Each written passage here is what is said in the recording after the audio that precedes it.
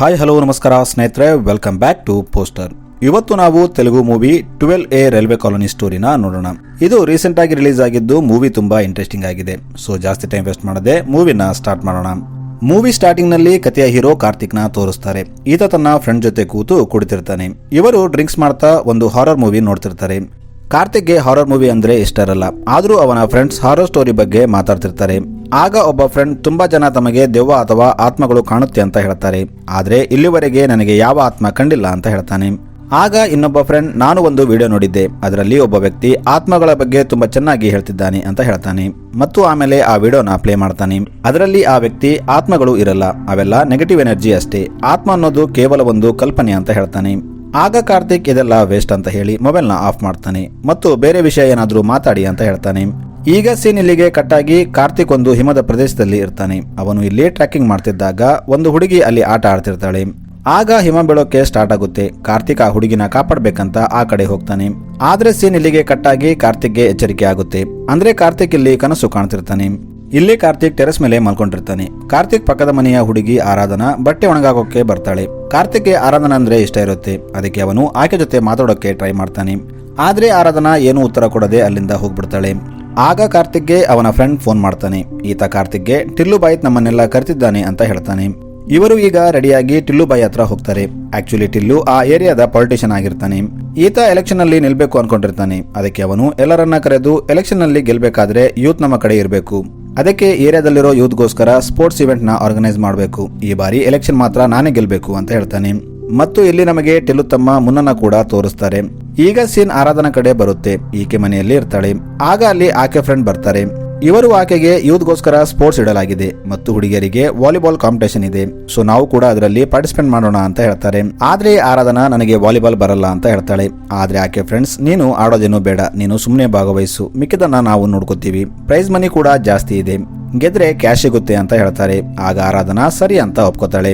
ಈಗ ಕಾರ್ತಿಕ್ ಟೂರ್ನಮೆಂಟ್ಗೋಸ್ಕರ ರೆಡಿ ಮಾಡ್ತಾನೆ. ಈಗ ವಾಲಿಬಾಲ್ ಡೇ ಕೂಡ ಬರುತ್ತೆ. ಇಲ್ಲಿ ಆರಾಧನಾ ಟೀಮ್ ಆಡ್ತಿರ್ತಾರೆ. ಆದ್ರೆ ಆರಾಧನೆಗೆ ಆಡೋಕೆ ಬರ್ತಿರಲ್ಲ. ಇದರಿಂದ ಇವರು ಸೋತೋಗ್ತಿರ್ತಾರೆ. ಆದ್ರೆ ಕಾರ್ತಿಕ್ ಆರಾಧನನ ಮೋಟಿವೇಟ್ ಮಾಡ್ತಿರ್ತಾನೆ. ಆರಾಧನಾ ಮ್ಯಾಚ್ ಸೋತ ಮೇಲೆ ಒಂದು ಕಡೆ ಬಂದು ಕೂತ್ಕೋತಾಳೆ. ಆಗ ಆಕೆ ಫ್ರೆಂಡ್ಸ್ ಅಲ್ಲಿಗೆ ಬರ್ತಾರೆ. ಆರಾಧನಾ ಅವರಿಗೆ ನನ್ನಿಂದಾಗಿ ನೀವು ಮ್ಯಾಚ್ ಸೋತ್ರಿ ಅಂತ ಹೇಳ್ತಾಳೆ. ಅದಕ್ಕೆ ಅವರು ಪರವಾಗಿಲ್ಲ, ಅಷ್ಟಕ್ಕೂ ನಾವು ಸೆಕೆಂಡ್ ರ್ಯಾಂಕ್ ಬಂದಿದ್ದೀವಿ, ನಮಗೆ ಸೆಕೆಂಡ್ ಪ್ರೈಸ್ ಸಿಗುತ್ತೆ ಅಂತ ಹೇಳ್ತಾರೆ. ಈಗ ಕಾರ್ತಿಕ್ ಕ್ರಿಕೆಟ್ ಮ್ಯಾಚ್ ಗಾಗಿ ರೆಡಿ ಆಗ್ತಿರ್ತಾನೆ. ಅವನು ಆರಾಧನನ್ನ ಇಂಪ್ರೆಸ್ ಮಾಡೋಕೆ ಬ್ಯಾಟ್ ಬದಲು ಸ್ಟೆಂಪ್ ನಿಂದ ಬಾಲ್ ಹೊಡೆಯೋಕೆ ಹೋಗ್ತಾನೆ. ಆದ್ರೆ ಅವನು ಸ್ಟೆಂಪ್ ಬೀಸಿದಾಗ ಅದು ಸ್ಲಿಪ್ ಆಗಿ ಆರಾಧನಾ ತಲೆಗೆ ಹೋಗಿ ಬೀಳುತ್ತೆ. ಈಗ ಆಕೆನ ಹಾಸ್ಪಿಟಲ್ ನಲ್ಲಿ ಜಾಯಿನ್ ಮಾಡ್ತಾರೆ. ಆಕೆ ತಲೆಗೆ ಪೆಟ್ಟು ಬಿದ್ದಿರುತ್ತೆ. ಅದಕ್ಕೆ ಡಾಕ್ಟರ್ ಬ್ಯಾಂಡೇಜ್ ಕಟ್ಟಿ ತುಂಬಾ ರಕ್ತ ಹೋಗಿದೆ, ಅದಕ್ಕೆ 2 ದಿನವರೆಗೆ ರೆಸ್ಟ್ ಮಾಡಬೇಕು ಅಂತ ಹೇಳ್ತಾನೆ. ಆಗ ಆರಾಧನಾ ಫ್ರೆಂಡ್ಸ್, ಆ ಕಾರ್ತಿಕ್ದು ಜಾಸ್ತಿ ಆಯ್ತು, ಅವನು ನಿನ್ನ ತಲೆಗೆ ಹೊಡೆದ್ಬಿಟ್ಟು ಸ್ವಾರಿನೂ ಕೇಳಿಲ್ಲ, ಅವನ ವಿರುದ್ಧ ಪೊಲೀಸ್ ಕಂಪ್ಲೇಂಟ್ ಕೊಡೋಣ ಅಂತ ಹೇಳ್ತಾರೆ. ಆದ್ರೆ ಅಷ್ಟೊತ್ತಿಗೆ ಕಾರ್ತಿಕ್ ಒಂದು ಪೈನಾಪಲ್ ಇಟ್ಕೊಂಡು ಆರಾಧನಾ ಹತ್ರ ಬರ್ತಾನೆ ಮತ್ತು ನಾನು ಬೇಕಂತ ನಿನ್ನ ಹೊಡೆದಿಲ್ಲ, ಸಾರಿ ಅಂತ ಹೇಳ್ತಾನೆ. ಆದ್ರೂ ನಿನಗೆ ನನ್ನ ಮೇಲೆ ಕೋಪ ಇದ್ರೆ ನೀನು ಪೊಲೀಸರಿಗೆ ಕಂಪ್ಲೇಂಟ್ ಕೊಡಬಹುದು ಅಂತ ಹೇಳ್ತಾನೆ. ಆದ್ರೆ ಆರಾಧನಾ ಮಾತ್ರ ಏನು ಮಾತಾಡದೆ ಸುಮ್ಮನೆ ಕೂತಿರ್ತಾಳೆ.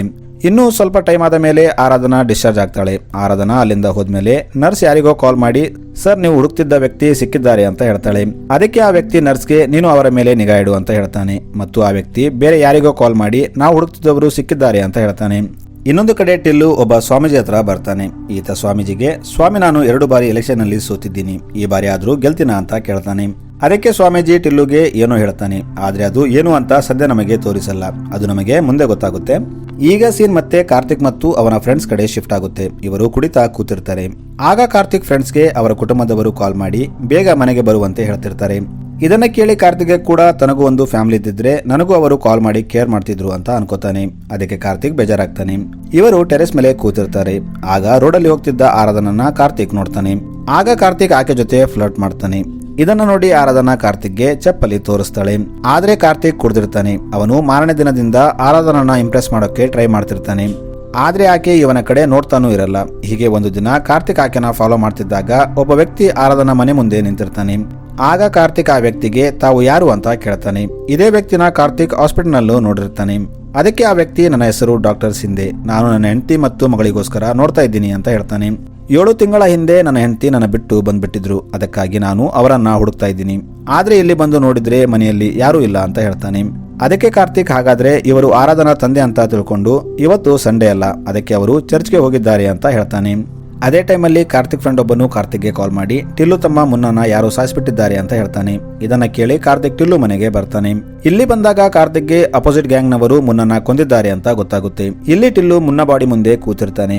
ಆಗ ಅಲ್ಲಿ ಪೊಲೀಸರು ಬರ್ತಾರೆ. ಟಿಲ್ಲು ಪೊಲೀಸರಿಗೆ ಈ ಕೇಸ್ ಎಲ್ಲ ನಾನು ಮಾಡಲ್ಲ, ಎಲೆಕ್ಷನ್ ಮುಗಿದ ಮೇಲೆ ನನ್ನ ತಮ್ಮನ್ನ ಕೊಂದವರನ್ನ ನಾನೇ ನನ್ನ ಕೈಯಾರೆ ಕೊಲ್ತೀನಿ ಅಂತ ಹೇಳ್ತಾನೆ. ಈ ಕಡೆ ಕಾರ್ತಿಕ್ ಅಲ್ಲಿಂದ ಹೊರಗೆ ಬಂದಾಗ ಆರಾಧನಾ ಆಟೋದಲ್ಲಿ ಕೂತು ಎಲ್ಲಿಗೂ ಹೋಗ್ತಿರ್ತಾಳೆ. ಕಾರ್ತಿಕ್ ಮತ್ತು ಆತನ ಫ್ರೆಂಡ್ ಆಕೆನ ಫಾಲೋ ಮಾಡ್ತಾರೆ. ಆರಾಧನಾ ಒಂದು ಇಂಡೋರ್ ಸ್ಟೇಡಿಯಂಗೆ ಬರ್ತಾಳೆ. ಇಲ್ಲಿ ಈಕೆ ಬ್ಯಾಡ್ಮಿಂಟನ್ ಆಡ್ತಿರ್ತಾಳೆ. ಕಾರ್ತಿಕ್ ಆರಾಧನಾ ಆಟ ನೋಡಿ ತುಂಬಾ ಇಂಪ್ರೆಸ್ ಆಗ್ತಾನೆ. ಮ್ಯಾಚ್ ಮುಗಿದ ಮೇಲೆ ಆರಾಧನಾ ಕೋಚ್ ಆಕೆಗೆ ಸಿಂಗಾಪುರ್ನಲ್ಲಿ ನಡೀತಿರೋ ಟೂರ್ನಮೆಂಟ್ಗೆ ಹೋಗೋದು ಕ್ಯಾನ್ಸಲ್ ಆಗಿದೆ, ಏಕೆಂದರೆ ಅಮೌಂಟ್ ಅರೇಂಜ್ ಆಗಿಲ್ಲ ಅಂತ ಹೇಳ್ತಾನೆ. ಏಕೆಂದರೆ ಟೂರ್ನಮೆಂಟ್ ಆಡಲು 3 ಲಕ್ಷ ಅವಶ್ಯಕತೆ ಇರುತ್ತೆ. ಇದನ್ನ ಕೇಳಿ ಕಾರ್ತಿಕ್ ನಾನು ಆರಾಧನೆಗೆ ಸಪೋರ್ಟ್ ಮಾಡ್ತೀನಿ ಅಂತ ಹೇಳ್ತಾನೆ. ಇನ್ನೊಂದು ಕಡೆ ಟಿಲ್ಲು ತನ್ನ ತಮ್ಮನ್ನ ಕೊಂದವನನ್ನ ಹಿಡ್ಕೊತಾನೆ ಮತ್ತು ಅವನ ಕುತ್ತಿಗೆ ಕಡಿದು ಸಾಯಿಸ್ಬಿಡ್ತಾನೆ. ಆಮೇಲೆ ಅವನು ಅಲ್ಲಿಂದ ಮತ್ತೆ ಅದೇ ಸ್ವಾಮೀಜಿ ಹತ್ರ ಬರ್ತಾನೆ. ಇಲ್ಲಿ ಸ್ವಾಮೀಜಿ ಟಿಲ್ಲುಗೆ ಇನ್ನೂ ಮಾಡುವ ಕಾರ್ಯ ತುಂಬಾ ಇದೆ ಅಂತ ಹೇಳ್ತಾನೆ. ಆಮೇಲೆ ಟಿಲ್ಲು ತನ್ನ ತಂದೆ ಹತ್ರ ಬರ್ತಾನೆ. ಟಿಲ್ಲು ತಂದೆ ಬೆಡ್ ಮೇಲೆ ಇರ್ತಾನೆ. ಆತನ ಆರೋಗ್ಯ ಸರಿ ಇರಲ್ಲ. ಅದಕ್ಕೆ ಟಿಲ್ಲು ತನ್ನ ತಂದೆಗೆ ಹ್ಯಾಪಿ ಫಾದರ್ಸ್ ಡೇ ಅಪ್ಪ, ನಾನು ಎಲೆಕ್ಷನ್ ಗೆಲ್ಲುವವರೆಗೂ ನೀನು ಜೀವಂತವಾಗಿರಬೇಕು ಅಂತ ಹೇಳ್ತಾನೆ. ಈ ಕಡೆ ಆರಾಧನಾ ಒಬ್ಬ ಬಿಸ್ನೆಸ್ ಮ್ಯಾನ್ ಹತ್ರ ಬರ್ತಾಳೆ. ಈಕೆ ಆ ಬಿಸ್ನೆಸ್ ಮ್ಯಾನ್ಗೆ ತನ್ನ ಫಂಡ್ ಕೊಡುವಂತೆ ಹೇಳ್ತಾಳೆ. ಆದ್ರೆ ಆತ ಆಕೆ ಜೊತೆ ಮಿಸ್ಬಿಹೇವ್ ಮಾಡ್ತಾನೆ. ಇದರಿಂದ ಆರಾಧನಾ ಅಲ್ಲಿಂದ ಬಂದ್ಬಿಡ್ತಾಳೆ. ಇದು ಕಾರ್ತಿಕ್ಗೆ ಗೊತ್ತಾದಾಗ ಆತ ಬಿಸ್ನೆಸ್ ಮ್ಯಾನ್ಗೆ ತುಂಬಾ ಹೊಡಿತಾನೆ. ರಾತ್ರಿ ಆದಾಗ ಮತ್ತೆ ಅದೇ ಡಾಕ್ಟರ್ ಶಿಂದೆ ಕಾರ್ ಆರಾಧನಾ ಮನೆ ಮುಂದೆ ನಿಂತಿರುತ್ತೆ. ಆಗ ಅಲ್ಲಿ ಆರಾಧನಾ ಬರ್ತಾಳೆ. ಕಾರ್ತಿಕ್ ಕೂಡ ಅಲ್ಲೇ ಇರ್ತಾನೆ. ಈತ ಆಕೆಗೆ ನೀನು ಚಿಂತೆ ಮಾಡಬೇಡ, ಇನ್ನೊಂದು 2-3 ದಿನದಲ್ಲಿ ನಾನು ದುಡ್ಡು ಅರೇಂಜ್ ಮಾಡ್ತೀನಿ, ನೀನು ಆಟದ ಕಡೆ ಗಮನ ಕೊಡು ಅಂತ ಹೇಳ್ತಾನೆ. ಆದ್ರೆ ಆರಾಧನಾ ಕೋಪದಲ್ಲಿ ಒಂದು ಕಲ್ ತಗೊಂಡು ಆ ಕಾರ್ ಮೇಲೆ ಹಾಕ್ತಾಳೆ. ಇದರಿಂದ ಕಾರ್ತಿಕ್ ಈಕೆಗೆ ಕೋಪ ಬಂದಿದೆ ಅಂತ ಅಲ್ಲಿಂದ ಹೋಗ್ಬಿಡ್ತಾನೆ. ಈಗ ಕಾರ್ತಿಕ್ ತನ್ನ ಫ್ರೆಂಡ್ ಹತ್ರ ಬಂದು ನನಗೆ 3 ಲಕ್ಷ ಬೇಕು, ಅದಕ್ಕಾಗಿ ಏನಾದ್ರೂ ಮಾಡಬೇಕು ಅಂತ ಹೇಳ್ತಾನೆ. ಅದಕ್ಕೆ ಆತ ಯಾರಿಗೋ ಕಾಲ್ ಮಾಡಿ ಒಂದು ಡೀಲ್ ಸೆಟ್ ಮಾಡ್ತಾನೆ. ಇದು ಇಲ್ಲಿಗಲ್ ಕೆಲಸ ಆಗಿರುತ್ತೆ, ಆದ್ರೆ ಈ ಕೆಲಸ ಮಾಡಿದ್ರೆ 1.5 ಲಕ್ಷ ಸಿಗುತ್ತೆ ಅಂತ ಹೇಳ್ತಾನೆ. ಅದಕ್ಕೆ ಕಾರ್ತಿಕ್ಗೂ ಕೂಡ ದುಡ್ಡು ಬೇಕಾಗಿದ್ದರಿಂದ ಅವನು ಒಪ್ಕೋತಾನೆ. ಈಗ ಇವರು ಒಂದು ಡಾಕ್ಯುಮೆಂಟ್ ತಗೊಂಡು ಪೊಲೀಸರಿಂದ ತಪ್ಪಿಸ್ಕೊಂಡು ಬೇರೆ ಊರಿಗೆ ಹೋಗಿ ಕೊಟ್ಟು ಬರ್ತಾರೆ. ಕಾರ್ತಿಕ್ಗೆ ಹಣ ಸಿಗುತ್ತೆ. ಅವನು ಅದನ್ನ ಆರಾಧನೆಗೆ ಕೊಡೋಕೆ ಹೋಗ್ತಾನೆ. ಆಕೆ ಮನೆಯಲ್ಲಿ ಯಾರು ಇರಲ್ಲ. ಅದಕ್ಕೆ ಅವನು ಮಿಕ್ಕ ಹಣವನ್ನ ಜಮಾ ಮಾಡೋಕೆ ಟಿಲ್ಲು ಹತ್ರ ಬರ್ತಾನೆ. ಇಲ್ಲಿ ಟಿಲ್ಲು ಕಾರ್ತಿಕ್ಗೆ ಒಂದು ಬಾಕ್ಸ್ ಕೊಟ್ಟು ಇದನ್ನ ಎಲೆಕ್ಷನ್ ಮುಗಿಯುವವರೆಗೂ ಎಲ್ಲಿಯಾದರೂ ಬಚ್ಚಿಡು, ಇದು ಯಾರಿಗೂ ಸಿಗಬಾರ್ದು ಮತ್ತು ಇದನ್ನ ಕಳಿಬೇಡ ಅಂತ ಹೇಳ್ತಾನೆ. ಅದಕ್ಕೆ ಕಾರ್ತಿಕ್ ಇದರಲ್ಲಿ ಏನಿದೆ ಅಂತ ಕೇಳ್ತಾನೆ. ಅದಕ್ಕೆ ಟಿಲ್ಲು ಅದು ನಿನಗೆ ಅನವಸರ, ನಿನ್ನ ದುಡ್ಡು ನಿನಗೆ ಸಿಗುತ್ತೆ, ಆದ್ರೆ ಇದನ್ನ ಓಪನ್ ಮಾಡಿ ನೋಡ್ಬೇಡ ಅಂತ ಹೇಳ್ತಾನೆ. ಈಗ ಕಾರ್ತಿಕ್ ಆ ಪಾರ್ಸಲ್ ತಗೊಂಡು ಮನೆಗೆ ಬರ್ತಿದ್ದಾಗ ಕಾರ್ತಿಕ್ ಫ್ರೆಂಡ್ ಒಬ್ಬನು ಕಾಲ್ ಮಾಡಿ ನಮ್ಮ ಮನೆಗೆ ಪೊಲೀಸ್ ಬಂದಿದ್ರು, ಅವರು ನಿಮ್ಮ ಮನೆಗೂ ಬರಬಹುದು, ಹುಷಾರಾಗಿರು ಅಂತ ಹೇಳ್ತಾನೆ. ಅದಕ್ಕೆ ಕಾರ್ತಿಕ್ಗೆ ಏನು ಮಾಡ್ಬೇಕಂತ ಗೊತ್ತಾಗಲ್ಲ, ಏಕೆಂದ್ರೆ ಅವನ ಹತ್ರ ಟಿಲ್ಲು ಪಾರ್ಸಲ್ ಇರುತ್ತೆ. ಆಗ ಅವನಿಗೆ ಆರಾಧನಾ ಮನೆಯಲ್ಲಿ ಇಲ್ಲ ಅಂತ ನೆನಪಾಗುತ್ತೆ. ಅದಕ್ಕೆ ಅವನು ಆಕೆ ಮನೆಗೆ ಹೋಗ್ತಾನೆ. ಆದ್ರೆ ಇಲ್ಲಿ ಲಾಕ್ ಇರುತ್ತೆ. ಅದಕ್ಕೆ ಅವನು ಪೈಪೇರಿ ಮನೆ ಒಳಗೆ ಹೋಗ್ತಾನೆ. ಆದ್ರೆ ಶಾಕಿಂಗ್ಲಿ ಆರಾಧನಾ ಕಾರ್ತಿಕ್ ಮುಂದೆ ಬರ್ತಾಳೆ. ಇದನ್ನ ನೋಡಿ ಕಾರ್ತಿಕ್ ಆರಾಧನೆಗೆ ಹೊರಗೆ ಲಾಕ್ ಹಾಕಿ ಒಳಗೆ ಏನ್ ಮಾಡ್ತಿದ್ದೀರಾ ಅಂತ ಕೇಳ್ತಾನೆ. ಅದಕ್ಕೆ ಆರಾಧನಾ ಅದೆಲ್ಲ ಬಿಡು, ನೀನು ಒಳಗೆ ಹೇಗೆ ಬಂದೆ, ನನಗೂ ಅದೇ ದಾರಿಯಲ್ಲಿ ಹೊರಗೆ ಕರ್ಕೊಂಡು ಹೋಗು ಅಂತ ಹೇಳ್ತಾಳೆ. ಆಗ ಕಾರ್ತಿಕ್ಗೆ ಅವನ ಫ್ರೆಂಡ್ ಕಾಲ್ ಮಾಡ್ತಾನೆ ಮತ್ತು ನಾನು ಹಣ ಅರೇಂಜ್ ಮಾಡಿದ್ದೀನಿ ಅಂತ ಹೇಳ್ತಾನೆ. ಅದಕ್ಕೆ ಕಾರ್ತಿಕ್ ಆತನಿಗೆ ನಾನು ಆರಾಧನಾ ಮನೆಯಲ್ಲಿದ್ದೀನಿ, ನೀನು ಇಲ್ಲಿಗೆ ಬಂದ್ಬಿಡು ಅಂತ ಹೇಳ್ತಾನೆ. ಆತ ಕೂಡ ಅಲ್ಲಿಗೆ ಬರ್ತಾನೆ. ಇವರು ಇಲ್ಲಿ ಮಾತಾಡ್ತಿದ್ದಾಗ ಕಾರ್ತಿಕ್ ಫ್ರೆಂಡ್ಗೆ ಮತ್ತೊಂದು ಕಾಲ್ ಬರುತ್ತೆ. ಅದಕ್ಕೆ ಅವನು ಅಲ್ಲಿಂದ ಹೋಗ್ಬಿಡ್ತಾನೆ. ಇಲ್ಲಿ ಆರಾಧನಾ ರೂಮ್ಗೆ ಆಕೆ ತಾಯಿ ಬರ್ತಾಳೆ. ಆಗ ಆರಾಧನಾ ಕಾರ್ತಿಕ್ನ ತನ್ನ ಬೆಡ್ ಕೆಳಗೆ ಬಚ್ಚಿಡ್ತಾಳೆ.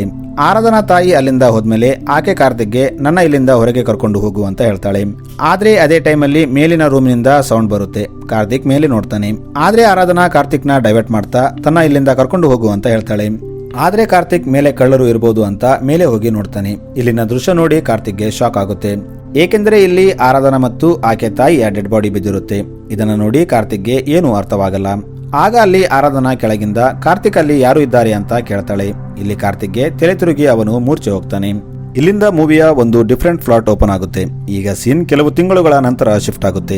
ಇಲ್ಲಿ ನಮಗೆ ಸ್ಪೆಷಲ್ ಆಫೀಸರ್ ರಾಣಾ ಪ್ರತಾಪ್ನ ತೋರಿಸ್ತಾರೆ. ಈತ ತನ್ನ ಕರಿಯರ್ ನಲ್ಲಿ 50 ಕೇಸ್ಗಳನ್ನ ಸಾಲ್ವ್ ಮಾಡಿರ್ತಾನೆ. ಅದಕ್ಕೆ ಎಲ್ಲರೂ ರಾಣಾ ಪ್ರತಾಪ್ಗೆ ವಿಶ್ ಮಾಡ್ತಿರ್ತಾರೆ.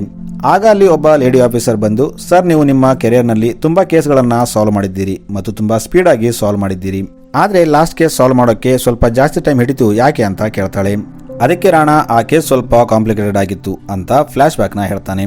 ಈಗ ಸ್ಟೋರಿ ಮತ್ತೆ ಕಾರ್ತಿಕ್ ಮೂರ್ಛೆ ಹೋದ ಟೈಮ್ಗೆ ಬರುತ್ತೆ. ಇಲ್ಲಿ ಕಾರ್ತಿಕ್ ಹಾಸ್ಪಿಟಲ್ ಇರ್ತಾನೆ. ಆಗ ಅಲ್ಲಿ ರಾಣಾ ಪ್ರತಾಪ್ ಬರ್ತಾನೆ. ಈತ ಕಾರ್ತಿಕ್ಗೆ ನೀನು ಆರಾಧನಾ ಮತ್ತು ಆಕೆ ತಾಯಿನ ಯಾಕೆ ಕೊಂದೆ ಅಂತ ಕೇಳ್ತಾನೆ. ಆದ್ರೆ ಡಾಕ್ಟರ್ ರಾಣಾಗೆ ಸರ್ ಕಾರ್ತಿಕ್ ತಲೆಗೆ ಬಲವಾದ ಪೆಟ್ಟು ಬಿದ್ದಿದ್ದರಿಂದ ಅವನು ತುಂಬಾ ವಿಷಯಗಳನ್ನ ಮರೆತು ಹೋಗಿದ್ದಾನೆ. ಇಂಥ ಟೈಮಲ್ಲಿ ಅವನಿಗೆ ಫೋರ್ಸ್ ಮಾಡಿದ್ರೆ ನರ್ವಸ್ ಸಿಸ್ಟಮ್ ಡ್ಯಾಮೇಜ್ ಆಗೋ ಚಾನ್ಸ್ ಇದೆ ಅಂತ ಹೇಳ್ತಾನೆ. ಅದಕ್ಕೆ ರಾಣಾ ಕಾರ್ತಿಕ್ ಫ್ರೆಂಡ್ ನ ಎನ್ಕ್ವೈರಿ ಮಾಡ್ತಾನೆ.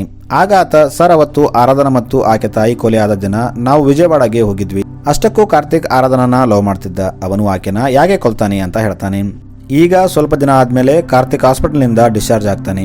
ಅವನು ತನ್ನ ಫ್ರೆಂಡ್ ಹತ್ರ ಬಂದು ಅವತ್ತು ಆರಾಧನಾ ಮನೆಯಲ್ಲಿದ್ದಾಗ ನಿನಗೂ ಆಕೆ ಕಾಣ್ತಿದ್ದಿಲ್ವಾ ಅಂತ ಕೇಳ್ತಾನೆ. ಅದಕ್ಕೆ ಆತ ಅವತ್ತು ನನಗೆ ಅಲ್ಲಿ ಯಾರೂ ಕಂಡಿಲ್ಲ, ನೀನು ಒಬ್ಬನೇ ಇದ್ದೆ, ನನಗೆ ಕಾಲ್ ಬಂದಾಗ ನಾನು ಅಲ್ಲಿಂದ ಹೋದೆ ಅಂತ ಹೇಳ್ತಾನೆ. ಅದಕ್ಕೆ ಕಾರ್ತಿಕ್ ಹಾಗಾದ್ರೆ ಅದು ಆರಾಧನಾ ಆತ್ಮನ, ಅಷ್ಟಕ್ಕೂ ಅದು ಆತ್ಮ ಆಗಿದ್ದರೆ ನನಗೆ ಮಾತ್ರ ಆಕೆ ಕಂಡಿತು ಅಂತ ಹೇಳ್ತಾನೆ. ಅದಕ್ಕೆ ಕಾರ್ತಿಕ್ ಫ್ರೆಂಡ್ ನೀನು ಆಕೆನ ಲವ್ ಮಾಡ್ತಿದ್ದೆ, ಅದಕ್ಕೆ ಆಗಿರಬಹುದು ಅಂತ ಹೇಳ್ತಾನೆ.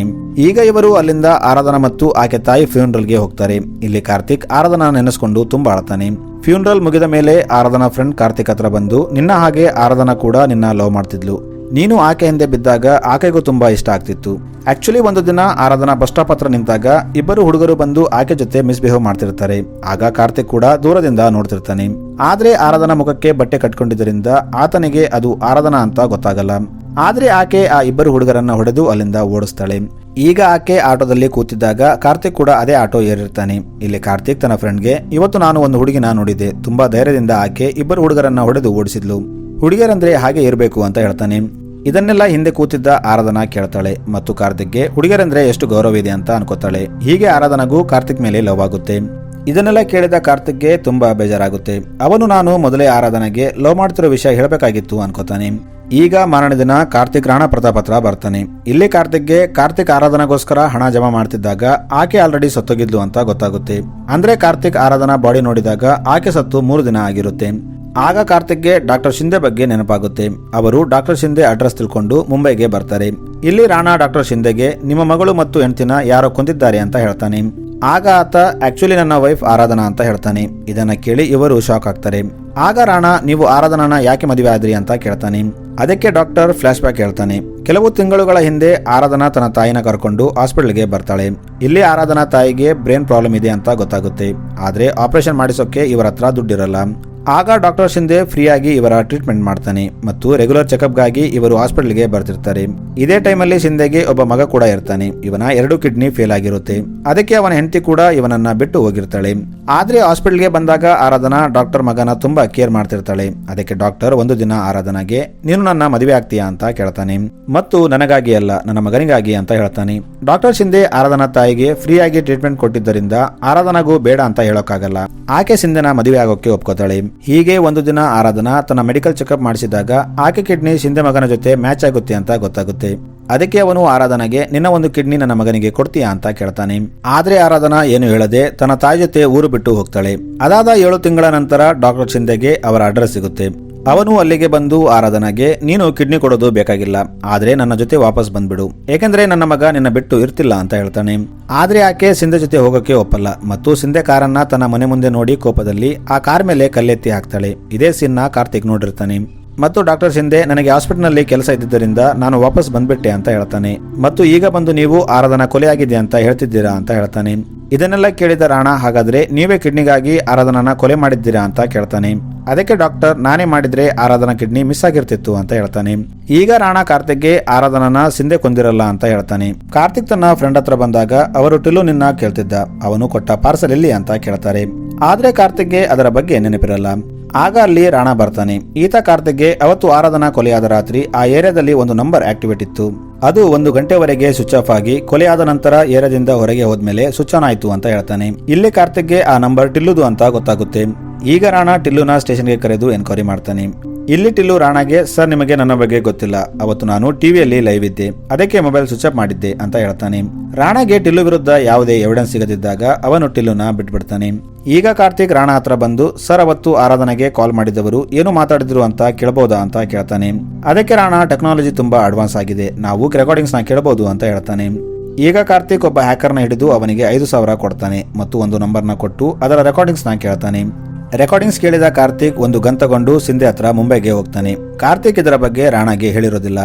ಈಗ ಕಾರ್ತಿಕ್ ಶಿಂದೆಗೆ ಗನ್ ತೋರಿಸಿ ಅವನ ಜೊತೆ ಮಾತಾಡ್ತಾನೆ. ಆಮೇಲೆ ರಾಣಾ ಪ್ರತಾಪ್ಗೆ ಫೋನ್ ಮಾಡಿ ಸರ್ ನೀವು ಬೇಗ ಮುಂಬೈಗೆ ಬನ್ನಿ ಅಂತ ಹೇಳ್ತಾನೆ. ಈಗ ಕಾರ್ತಿಕ್ ಮತ್ತು ಶಿಂದೆ ಏನ್ ಮಾತಾಡಿದ್ರು ಅಂತ ತೋರಿಸ್ತಾರೆ. ಅವತ್ತು ಆರಾಧನಾ ಹಾಸ್ಪಿಟಲ್ ನಲ್ಲಿ ಜಾಯ್ನ್ ಆದಾಗ ನರ್ಸ್ ಶಿಂದೆಗೆ ಕಾಲ್ ಮಾಡಿ ಹೇಳಿರ್ತಾಳೆ. ಆ ರೆಕಾರ್ಡಿಂಗ್ಸ್ ನ ಕಾರ್ತಿಕ್ ಶಿಂದೆಗೆ ಕೇಳಿಸ್ತಾನೆ. ಅದರಲ್ಲಿ ಶಿಂದೆ ಅವತ್ತು ಆರಾಧನಾನ ಭೇಟಿಯಾದಾಗ ಶಿಂದೆಗೆ ಹಾಸ್ಪಿಟಲ್ನಿಂದ ನಿಮ್ಮ ಮಗ ಸತ್ತೋದ ಅಂತ ಕಾಲ್ ಬಂದಿರುತ್ತೆ. ಅದಕ್ಕೆ ಅವನು ಮುಂಬೈಗೆ ವಾಪಸ್ ಬಂದಿರ್ತಾನೆ. ಆಗ ಕಾರ್ತಿಕ್ ಆರಾಧನಾ ಆಕೆ ಕಿಡ್ನಿ ಕೊಟ್ಟಿಲ್ಲ ಅಂತ ನಿನ್ನ ಮಗ ಸತ್ತೋದ ಅಂತ ತಿಳ್ಕೊಂಡು ನೀನು ಆಕೆನ ಕೊಂದೆ ಅಂತ ಹೇಳ್ತಾನೆ. ಅದಕ್ಕೆ ಶಿಂದೆ ಇಲ್ಲ ನಾನು ಅವರನ್ನ ಕೊಂದಿಲ್ಲ ಅಂತ ನಿಜ ಹೇಳ್ತಾನೆ. ಆಕ್ಚುಲಿ ಶಿಂದೆ ಹಾಸ್ಪಿಟಲ್ಗೆ ಬರೋ ಪೇಷಂಟ್ಗಳ ಬ್ಲಡ್ ರಿಪೋರ್ಟ್ ನ ಚೆಕ್ ಮಾಡ್ತಿರ್ತಾನೆ. ಏಕೆಂದರೆ ಆ ಬ್ಲಡ್ ಗ್ರೂಪ್ ಅಲ್ಲಿ ಯಾವ್ದಾದ್ರು ಸಿಂಧೆ ಮಗನ ಜೊತೆ ಮ್ಯಾಚ್ ಆದ್ರೆ ಕಿಡ್ನಿ ಟ್ರಾನ್ಸ್ಪ್ಲಾಂಟ್ ಮಾಡಬಹುದು ಅನ್ಕೋತಾನೆ.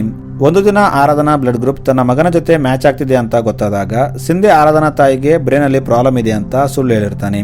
ಏಕೆಂದ್ರೆ ಡೈರೆಕ್ಟ್ ಆಗಿ ಕೇಳಿದ್ರೆ ಆರಾಧನಾ ಕಿಡ್ನಿ ಕೊಡಲ್ಲ ಅಂತ ಗೊತ್ತಾಗಿ ಸಿಂಧೆ ಆರಾಧನಾಗೆ ಹೆಲ್ಪ್ ಮಾಡೋ ತರ ನಾಟಕ ಮಾಡಿ ಮದುವೆ ಪ್ರಪೋಸಲ್ ಇಟ್ಟಿರ್ತಾನೆ. ಆದ್ರೆ ಆರಾಧನಾ ಕಿಡ್ನಿ ಕೊಟ್ರೆ ತಾನು ಸ್ಪೋರ್ಟ್ಸ್ ಆಡೋಕ್ಕಾಗಲ್ಲ ಅಂತ ಗೊತ್ತಾಗಿ ಕಿಡ್ನಿ ಕೊಡಲ್ಲ ಅಂತ ಹೇಳ್ತಾಳೆ. ಆದ್ರೆ ಸಿಂಧೆ ಕೇಳದೆ ಆರಾಧನಾಗೆ ಫೋರ್ಸ್ ಮಾಡ್ತಿರ್ತಾನೆ. ಅದಕ್ಕೆ ಅವರು ಅಲ್ಲಿಂದ ಓಡೋಗಿರ್ತಾರೆ. ಇಲ್ಲಿ ಕಾರ್ತಿಕ್ಗೆ ಆರಾಧನಾ ಮತ್ತು ಸಿಂಧೆ ಇನ್ನು ಮದುವೆ ಆಗಿದ್ದಿಲ್ಲ ಅಂತ ಗೊತ್ತಾಗುತ್ತೆ. ಇದನ್ನ ಕೇಳಿ ಕಾರ್ತಿಕ್ ಸ್ವಲ್ಪ ಖುಷಿ ಆಗ್ತಾನೆ. ಇಲ್ಲಿ ಕಾರ್ತಿಕ್ ಸಿಂಧೆಗೆ ಇದೆಲ್ಲ ನೀನು ಒಬ್ಬನೇ ಮಾಡಿರಲ್ಲ, ನಿನ್ನ ಜೊತೆ ಯಾರಿದ್ದಾರೆ ಅಂತ ಕೇಳ್ತಾನೆ. ಆಗ ಯಾರೋ ಹಿಂದೆಯಿಂದ ಬಂದು ಕಾರ್ತಿಕ್ ತಲೆಗೆ ಬಲವಾಗಿ ಹೊಡಿತಾರೆ. ಅವನು ಅಲ್ಲೇ ಮೂರ್ಛೆ ಹೋಗ್ತಾನೆ. ಈಗ ಸೀನ್ ಅಲ್ಲಿಂದ ಒಂದು ತಿಂಗಳ ನಂತರ ಶಿಫ್ಟ್ ಆಗುತ್ತೆ. ಕಾರ್ತಿಕ್ ಟಿಲ್ಲು ಮುಂದೆ ಕೂತಿರ್ತಾನೆ. ಎಲೆಕ್ಷನ್ ಕೂಡ ಮುಗಿದಿರುತ್ತೆ. ಪಬ್ಲಿಕ್ ಟಾಕ್ ಪ್ರಕಾರ ಟಿಲ್ಲು ಎಲೆಕ್ಷನ್ ಅಲ್ಲಿ ಗೆಲ್ತಿರ್ತಾನೆ. ಇಲ್ಲಿ ಕಾರ್ತಿಕ್ ಟಿಲ್ಲುಗೆ ನೀನು ನಿನ್ನ ತಮ್ಮನ್ನ ಯಾಕೆ ಕೊಂದೆ ಅಂತ ಕೇಳ್ತಾನೆ. ಆಕ್ಚುಲಿ ಟಿಲ್ಲು ಸ್ವಾಮೀಜಿ ಹತ್ರ ಹೋದಾಗ ಸ್ವಾಮೀಜಿ ಟಿಲ್ಲುಗೆ ನೀನು ಎಲೆಕ್ಷನ್ ಅಲ್ಲಿ ಗೆಲ್ಬೇಕಾದ್ರೆ ನಿನ್ನ ಕುಟುಂಬದಲ್ಲಿ ವಾರಸುದಾರ ಇರಬಾರ್ದು, ನೀನು ಒಬ್ಬನೇ ವಾರಸುದಾರ ಆಗಿರಬೇಕು, ಆಗ ಮಾತ್ರ ನೀನು ಎಲೆಕ್ಷನ್ ಅಲ್ಲಿ ಗೆಲ್ತೀಯಾ ಅಂತ ಹೇಳಿರ್ತಾನೆ. ಅದಕ್ಕೆ ಟಿಲ್ಲು ತನ್ನ ತಮ್ಮನ್ನ ಕೊಂದಿರ್ತಾನೆ. ಆದ್ರೆ ಟಿಲ್ಲು ತನ್ನ ತಮ್ಮನ್ನ ಕೊಂದು ಸ್ವಾಮೀಜಿ ಹತ್ರ ಹೋದಾಗ ಸ್ವಾಮೀಜಿ ಟಿಲ್ಲುಗೆ ನಿನ್ನ ಇನ್ನೊಬ್ಬ ವಾರಸುದಾರ ಇದ್ದಾನೆ ಅಂತ ಹೇಳ್ತಾನೆ. ಆದ್ರೆ ಅದು ಯಾರು ಅಂತ ಗೊತ್ತಿರಲ್ಲ. ಅದಕ್ಕೆ ಸ್ವಾಮೀಜಿ ನಿನ್ನ ತಂದೆ ಹತ್ರ ಹೋಗಿ ಕೇಳು ಅಂತ ಹೇಳ್ತಾನೆ. ಟಿಲ್ಲು ತನ್ನ ತಂದೆಗೆ ಕೇಳಿದಾಗ ಆತನಿಗೆ 2 ಮದುವೆ ಆಗಿದೆ ಅಂತ ಗೊತ್ತಾಗುತ್ತೆ. ಮತ್ತು ಅದು ಬೇರೆ ಯಾರು ಅಲ್ಲ, ಆರಾಧನಾ ತಾಯಿ ಆಗಿರ್ತಾಳೆ. ಅಂದರೆ ಆರಾಧನಾ ಟಿಲ್ಲು ತಂಗಿ ಆಗಿರ್ತಾಳೆ. ಇದು ಗೊತ್ತಾಗಿ ಟಿಲ್ಲು ಆರಾಧನಾ ಮತ್ತು ಆಕೆ ತಾಯಿನ ಕೊಲ್ಲೋಕೆ ಹೋಗ್ತಾನೆ. ಆದ್ರೆ ಟಿಲ್ಲು ಅಲ್ಲಿಗೆ ಬರೋ ಮುಂಚೆ ಆರಾಧನಾ ಮತ್ತು ಆಕೆ ತಾಯಿನ ಯಾರೋ ಕೊಂದಿರ್ತಾರೆ. ಇದರಿಂದ ಟಿಲ್ಲು ಸ್ವಾಮೀಜಿಗೆ ಹೋಗಿ ಹೇಳ್ತಾನೆ. ಆಗ ಸ್ವಾಮೀಜಿ ಅವರನ್ನ ಕೊಂದ ಆಯುಧ ತಗೊಂಡು ಬಾ, ಅದನ್ನ ಪೂಜೆ ಮಾಡಬೇಕು ಅಂತ ಹೇಳ್ತಾನೆ. ಅದಕ್ಕೆ ಟಿಲ್ಲು ಆ ಆಯುಧನ ಪಾರ್ಸಲ್ ಮಾಡಿ ಕಾರ್ತಿಕ್ಗೆ ಕೊಟ್ಟಿರ್ತಾನೆ. ಈಗ ಸ್ಟೋರಿ ಮತ್ತೆ ಕಾರ್ತಿಕ್ ಸಿಂಧೆ ಹತ್ರ ಮಾತಾಡ್ತಿದ್ದಾಗ ಮೂರ್ಛೆ ಹೋದ ಟೈಮ್ಗೆ ಹೋಗುತ್ತೆ. ಇಲ್ಲಿ ಕಾರ್ತಿಕ್ ಮೇಲೆ ಅಟ್ಯಾಕ್ ಮಾಡಿದ್ದು ಸಿಂಧೆ ವೈಫ್ ಆಗಿರ್ತಾಳೆ. ಇಲ್ಲಿ ಸ್ಟೋರಿಯ ಇನ್ನೊಂದು ಟ್ವಿಸ್ಟ್ ಓಪನ್ ಆಗುತ್ತೆ. ಆಕ್ಚುಲಿ ಆರಾಧನಾ ಬ್ಲಡ್ ಗ್ರೂಪ್ ಸಿಂಧೆ ಮಗನ ಜೊತೆ ಮ್ಯಾಚ್ ಆದಾಗ ಸಿಂಧೆ ಮತ್ತು ಅವನ ಹೆಂಡತಿ ಆರಾಧನಾ ಕಿಡ್ನಿ ತಗೊಳ್ಳೋಕೆ ಪ್ಲಾನ್ ಮಾಡಿರ್ತಾರೆ. ಅದಕ್ಕೆ ಅವರು ಆರಾಧನಾ ತಾಯಿಗೆ ಫೇಕ್ ಆಪರೇಷನ್ ಮಾಡಿರ್ತಾರೆ ಮತ್ತು ಸಿಂಧೆ ತನ್ನ ಹೆಂಡತಿ ತನ್ನನ್ನ ಬಿಟ್ಟು ಹೋದ್ಲು ಅಂತ ಫೇಕ್ ಸ್ಟೋರಿ ಹೇಳಿರ್ತಾನೆ. ಆದ್ರೆ ಆರಾಧನಾ ಕಿಡ್ನಿ ಕೊಡದೆ ಅಲ್ಲಿಂದ ಹೋದಾಗ ಇವರು ಆಕೆನ ಎಲ್ಲ ಕಡೆ ಹುಡುಕ್ತಾರೆ. ಆದ್ರೆ ಆರಾಧನಾ ಸಿಕ್ಕಾಗ ಸಿಂಧೆ ಮಗ ಸತ್ತೋಗಿರ್ತಾನೆ. ಅದಕ್ಕೆ ಸಿಂಧೆ ಹೆಂಡತಿ ಕೋಪದಲ್ಲಿ ಮೊದಲು ಆರಾಧನಾ ತಾಯಿನ ಕೊಂದಿರ್ತಾಳೆ ಮತ್ತು ಆಮೇಲೆ ಆರಾಧನಾ ಬಂದಾಗ ನನ್ನ ಮಗನಿಗೆ ಕಿಡ್ನಿ ಕೊಡು ಅಂದ್ರೆ ನಿನಗೆ ಬ್ಯಾಡ್ಮಿಂಟನ್ ಆಡ್ಬೇಕಿತ್ತಲ್ಲ, ಈಗ ಹೋಗಿ ಮೇಲೆ ಆಡು ಅಂತ ಹೇಳಿ ಆಕೆನ ಕೊಂದಿರ್ತಾಳೆ. ಈಗ ಆಕೆ ಕಾರ್ತಿಕ್ನ ಕೂಡ ಕೊಲ್ಲೋಕೆ ಹೋಗ್ತಾಳೆ. ಆದ್ರೆ ಕಾರ್ತಿಕ್ ಹೇಗೋ ಮಾಡಿ ಆಕೆನ ಕೂಡ ಕಟ್ಟಿ ಹಾಕಿರ್ತಾನೆ. ಈಗ ಕಾರ್ತಿಕ್ ಮೊದಲೇ ಹೇಳಿದ ಹಾಗೆ ರಾಣಾ ಪ್ರತಾಪ್ಗೆ ಕಾಲ್ ಮಾಡಿ ಅಲ್ಲಿಗೆ ಕರೀತಾನೆ. ಅವನು ಮನೆ ಹೊರಗೆ ಇದ್ದಾಗ ಅಲ್ಲಿ ಒಂದು ಹುಡುಗಿ ಬಾಲ್ಗೋಸ್ಕರ ರೋಡ್ ಮೇಲೆ ಓಡ್ತಿರ್ತಾಳೆ. ಆಗ ಆಕೆ ಆಕ್ಸಿಡೆಂಟ್ ಆಗೋದ್ರಲ್ಲಿರುತ್ತೆ. ಆಗ ಕಾರ್ತಿಕ್ ಹೋಗಿ ಆಕೆನ ಕಾಪಾಡ್ತಾನೆ. ಈಗ ಸ್ಟೋರಿ ಮತ್ತೆ ಟಿಲ್ಲು ಮತ್ತು ಕಾರ್ತಿಕ್ ಕಡೆ ಶಿಫ್ಟ್ ಆಗುತ್ತೆ. ಇಲ್ಲಿ ಟಿಲ್ಲು ಕಾರ್ತಿಕ್ಗೆ ಹೌದು ನಾನು ನಿನ್ನ ಗರ್ಲ್ ಫ್ರೆಂಡ್ ನ ಕೊಲ್ಲಕ್ಕೆ ಹೋಗಿದ್ದೆ, ಆದ್ರೆ ಏನಾಯ್ತು, ನೀನು ಏನು ಮಾಡೋಕ್ಕಾಗಲ್ಲ ಅಂತ ಹೇಳ್ತಾನೆ. ಅದಕ್ಕೆ ಕಾರ್ತಿಕ್ ಇವತ್ತು ನಾನು ನಿನ್ನ ಕೊಂದೆ, ಇಲ್ಲಿಂದ ಹೋಗೋದು ಅಂತ ಹೇಳ್ತಾನೆ. ಆಗ ಅಚಾನಕ್ ಆಗಿ ಟಿಲ್ಲು ತನ್ನ ಕೈಯಿಂದ ತಾನೇ ಶೂಟ್ ಮಾಡ್ಕೊಂಡು ಸತ್ತೋಗ್ತಾನೆ. ಇಲ್ಲಿ ಇನ್ನೊಂದು ಟ್ವಿಸ್ಟ್ ಓಪನ್ ಆಗುತ್ತೆ. ಅದೇನೆಂದರೆ ಅವತ್ತು ಕಾರ್ತಿಕ್ ಆ ಹುಡುಗಿನ ಕಾಪಾಡಕ್ಕೆ ಹೋಗಿ ಆಕ್ಸಿಡೆಂಟ್ ನಲ್ಲಿ ತಾನೇ ಸತ್ತೋಗಿರ್ತಾನೆ. ಈಗ ಸ್ಟೋರಿ ಪ್ರೆಸೆಂಟ್ ಗೆ ಬರುತ್ತೆ. ಇಲ್ಲಿ ರಾಣಾ ಪ್ರತಾಪ್ ಆ ಲೇಡಿ ಆಫೀಸರ್ಗೆ ಕೇಸ್ ಬಗ್ಗೆ ಹೇಳ್ತಿರ್ತಾನೆ. ಆಗ ಆ ಆಫೀಸರ್, ಸರ್ ಟಿಲ್ಲು ತನ್ನನ್ನು ತಾನೇ ಯಾಕೆ ಶೂಟ್ ಮಾಡ್ಕೋತಾನೆ, ನಾನು ಅವನ ಕೇಸ್ನ ಸ್ಟಡಿ ಮಾಡಿದ್ದೀನಿ, ಅವನು ಎಲೆಕ್ಷನ್ ನಲ್ಲೂ ಗೆದ್ದಿದ್ದ ಅಂತ ಹೇಳ್ತಾಳೆ. ಮತ್ತು ಅವನು ಲೆಫ್ಟ್ ಹ್ಯಾಂಡೆಡ್ ಆಗಿದ್ದ, ಆದ್ರೆ ಗನ್ ಅವನ ರೈಟ್ ಹ್ಯಾಂಡ್ ನಲ್ಲಿ ಇತ್ತು ಅಂತ ಹೇಳ್ತಾಳೆ. ಅದಕ್ಕೆ ರಾಣಾ ಪ್ರತಾಪ್ ಕೆಲವೊಂದು ವಿಷಯಗಳು ಅರ್ಥ ಆಗದೆ ಇರೋದೇ ಒಳ್ಳೇದು ಅಂತ ಹೇಳ್ತಾನೆ. ಸೊ ಮೂವಿ ಇಲ್ಲಿಗೆ ಎಂಡ್ ಆಗುತ್ತೆ. Thanks for watching.